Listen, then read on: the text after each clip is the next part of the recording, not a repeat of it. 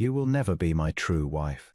The Duke of Ulridge said it on the very night of the wedding, in the cold blue drawing room where the fire had been let die, and he watched the words land on the young woman he had married that morning and did not permit himself to regret them. I want you to understand the shape of this thing before it begins. You have my name because my grandfathers will demanded I take a wife within the year or forfeit Ulridge to a cousin I despise. You have my roof, my table, and the ring on your hand. You will not have my heart, madam, because I no longer keep one. It was buried 5 years ago in a grave in the East Lawn, and I do not mean to dig it up. Do we understand each other?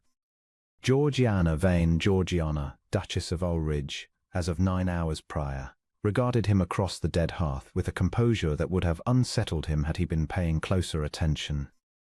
She was as a solicitor's daughter of no fortune and less connection, chosen precisely because she could be, because a man in a hurry to satisfy her will takes what is convenient, and she had come to this marriage with clear eyes and no illusions. She did not weep. He had braced for weeping. We understand each other perfectly, Your Grace, she said. You require a wife in name. I require a settled home and an occupation for my hands. Neither of us has asked the other for love, and so neither of us can be disappointed. It is, if you will forgive me, a more honest bargain than most marriages in this county are founded upon. Merrick, Duke of Ulridge, had not expected that either. He was a hard man and knew it, had made himself hard on purpose, the way another man might build a wall, stone by deliberate stone, after the fever took his first wife and the child she carried in a single black fortnight. He had been tender once. Tenderness had cost him everything. So he had put it away, and with it very nearly the whole of himself, and for 5 years he had run Ulridge like a fortress under siege, admitting no one, warming to nothing, and being his own steward would have said it to his face if the steward had dared, quietly, thoroughly miserable in every one of its 200 rooms. Good, he said. Then we need not speak of it again. They did not speak of it again. They scarcely spoke at all. He kept to the east wing and his ledgers and his cold silences. She was given the run of the rest and a generous allowance and the freedom to do as she pleased, provided she pleased to leave him alone, and for a while she did. But the Duke of Ulridge, moving through his own house like its ghost, slowly, against his intention, with something like irritation, to notice that the house was changing around him. It was small things at first. The morning room, which had been shut and shrouded since his first wife's death, was open one day, its holland covers gone, a fire lit, fresh flowers on the sill. He said nothing. A week later the long gallery, which had smelled of damp and disuse for 5 years, smelled instead of beeswax and lavender, and the great blind windows had been cleaned until the winter light poured through them onto the portraits of his ancestors, who looked, he thought, faintly astonished to be seen. He said nothing about that either, but he noticed. He noticed that the servants, who for 5 years had crept about him wearing the pinched, careful faces of people who serve a grief, had begun to look human again, to hum in the passages, to laugh once in the kitchen court, a sound so foreign to Ulridge that he had stopped dead on the stair to hear whether he had imagined it. He asked his steward curtly what had got into them. Her Grace, Your Grace, said the steward, and there was something careful in how he said it. She learns their names. All of them, the scullery lad, the new girl in the dairy, old Pell who's near blind and only kept on out of your late father's kindness. She sat an hour with Pell's wife when the woman was ill. She knows the boot boy's mother is a widow and she sent broth. The house has not, begging your pardon, the house has not felt like this in a long time. Like what, said the Duke. The old steward met his eye, which he rarely dared. Like someone lives in it, Your Grace. Merrick did not answer that. He told himself it was nothing to him. He told himself the woman was merely filling her idle hours as she had said she would, that a convenient wife tidying his convenient house was precisely the arrangement they had struck, and that it touched nothing in him at all. He told himself this in the cold east wing over his cold ledgers, while somewhere in the warming house a young woman he had promised never to love was, stone by quiet stone, taking down the wall he had spent 5 years building, and doing it so gently that he did not feel it fall until it was very nearly gone. The thing that undid him, the one thing, happened in November. He had ridden out early and come back through the East Lawn in a black temper, the way he always came through the East Lawn, which was why he never went there at all if he could help it. The east lawn held the grave. His first wife lay there beneath a plain white stone, and beside her a smaller stone with no name on it, only a date, because the child had not lived long enough to be given one, and in 5 years the Duke of Ulridge had let that corner of his own estate go to ruin rather than look at it. The grass had grown wild, the stones had gone green and lichened, bramble had crept over the low iron rail. He had ordered the gardeners to leave it, to leave all of it, because to tend it was to admit it was there, and he could not. Someone had tended it. He reined the horse in so hard the animal shied. The wild grass had been cut back, close and careful, by hand. He could see the shears work, not a scyther's careless swing. The bramble had been cleared from the rail, and the rail itself scrubbed of its rust. The 2 stones had been washed clean, the green scoured gently away so that the letters showed again his wife's name. Beside it, that terrible dateless date. And on the smaller stone, the child's stone, someone had laid a small posy of the lost what roses of the year, tied with a plain ribbon, set down with such evident care that it stopped his heart in his chest. He knew whose work it was. There was only one person in all of Ulridge it could be. He found her in the morning room, and for the first time in the whole of their strange marriage he did not knock, did not observe the careful distance they had kept. He came in like a man with the wind at his back. The east lawn. His voice was not steady. The grave. You tended it. The stones. The flowers. You did that. Georgiana rose slowly from her chair, and he saw at once that she was not frightened, only watchful, gauging him. I did, Your Grace. I hope I've not. I know you keep it apart. But it had gone to bramble, and it seemed to me a hard thing that they should lie in a wilderness, when the rest of the house is so, when they might be cared for. I did not do it to reproach you. I did it because someone ought, and there was no one, and I found I could not walk past it any longer and do nothing. You never knew her. The words came out raw. You never knew the child. It was nothing to you. Why? Because it is everything to you, said Georgiana quietly, and you cannot bear to go near it. And a person ought not to have to carry a grief entirely alone for 5 years, Your Grace, whether or not they will admit to carrying it. I asked nothing of you.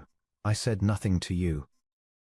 I only thought, if I could not give you comfort, I might at least give them a little dignity, and spare you the sight of the ruin every time you rode past. That is all. If I have overstepped, I am sorry.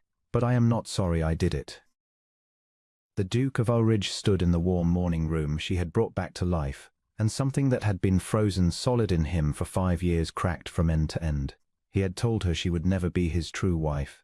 He had said it to be cruel, to build his wall higher, to warn her off the ground where his heart was buried, and she had gone to that very ground, the one place in all the world he could not go, and she had knelt in the cold November grass and washed his dead wife's name clean with her own hands and laid roses on a nameless child's stone.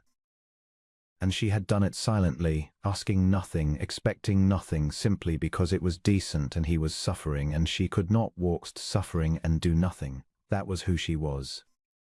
That was who she had been all along. In every warmed room and every remembered name, and every quiet kindness he had told himself was nothing to him. He had married her for a will. He understood, standing there, that he would have married her for herself, if he had only had the sense 5 years' worth of stone had denied him. I have been, said the Duke of Ulridge, and had to stop and begin again. I have been a great fool, madam, and a colder one than any man has the right to be to a wife who has shown him nothing but goodness he did not earn and could not repay. He crossed to her. He was not a man who crossed rooms. That night, the drawing room, the dead fire, I told you that you would never have my heart, because I no longer kept one. I believed it. I have believed it for 5 years. His voice dropped. It was not true. I only kept it buried out there under the grass with them, because I could not bear to feel it beat. And you, without a word, without asking my leave, without asking anything at all, you have gone and dug it up, and I find I cannot get it back into the ground.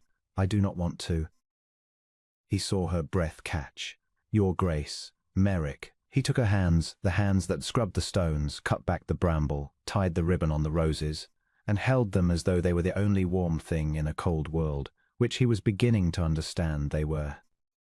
My name is Merrick, and I should like to hear you use it.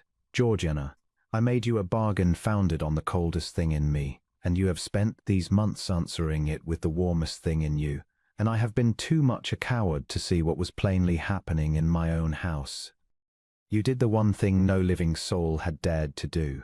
You were kind to me in the place I was most afraid to be touched. I do not know how to thank a person for that. I do not think there are words for it.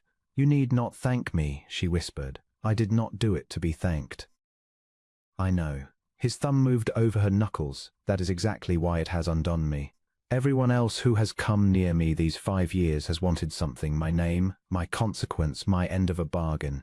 You wanted nothing. You gave and hid the giving and asked for no return. Georgiana, he looked at her and let her see for the first time the whole of what he had walled away.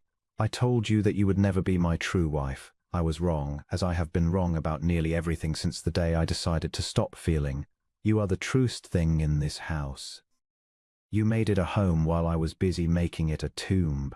And if you can find it in yourself to have a husband who came to his senses 5 years and several hundred cruelties too late, I should like, more than I have wanted anything since I stopped letting myself want, to begin this marriage again. Not the bargain, the marriage. For a long moment Georgiana Vane looked up at the hard, feared, thawing man she had married for a settled home and an occupation for her hands, and he waited, genuinely, humbly waited, a thing the Duke of Ulridge had never done, for her answer.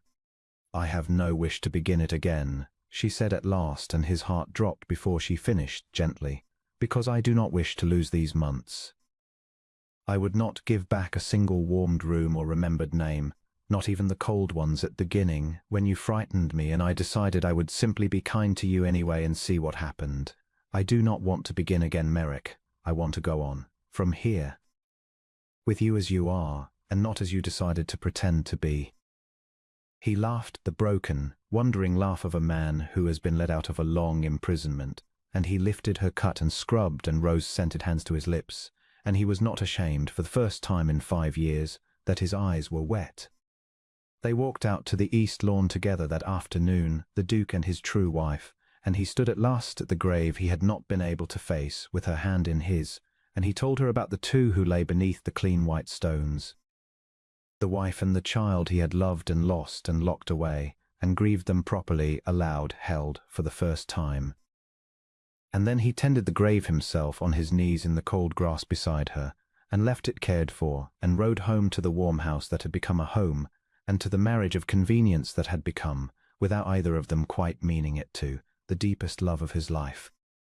Ulridge, they said in the county for years afterward, was the warmest great house in 3 shires, and the coldest, hardest Duke in living memory, the most devoted of husbands. No one could account for it, but the old steward, who had served the family 50 years, would only smile and say that her Grace had done one quiet thing, once in a wild corner of the east lawn, that no one else had dared to do, and that his Grace had never, from that November day to the end of his long and happy life, been cold again.